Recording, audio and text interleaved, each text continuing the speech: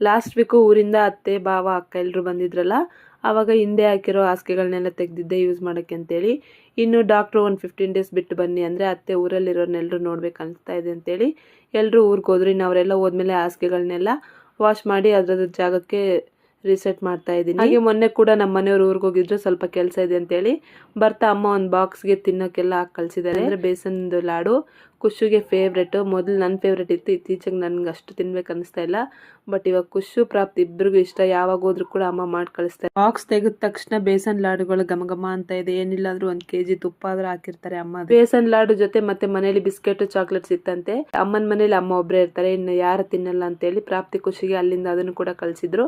ಇನ್ನು ಅಮ್ಮನ ಪ್ರೀತಿ ಅಂದ್ರೇ ಇಷ್ಟೇ ಅಲ್ವಾ. ನಾವೆಷ್ಟೇ ಮಾಡ್ಕೊಂಡು ತಿಂತೀವಿ, ತರ್ಸ್ಕೊಂಡು ತಿಂತೀವಿ ಅಂದ್ರೂ ಕೂಡ ಅಮ್ಮನಿಗೆ ತಾವು ಮಾಡಿರೋ ಅಡುಗೆನ ಮಕ್ಕಳಿಗೆ ಮೊಮ್ಮಕ್ಕಳಿಗೆ ತಿನ್ಸಿದ್ರೆ ಅವ್ರಿಗೆ ಖುಷಿ. ಮತ್ತು ಅಮ್ಮ ಮಾಡಿಟ್ಟಿರೋ ಅಡುಗೆನ ತಿನ್ನೋಕ್ಕೆ ನಮಗೂ ಕೂಡ ಒಂಥರ ತೃಪ್ತಿ ಅನ್ನಿಸ್ತಾ ಇರುತ್ತೆ. ಈ ಮಾತು ನಿಜ ಅನಿಸಿದ್ರೆ ಒಂದು ಲೈಕ್ ಮಾಡಿ.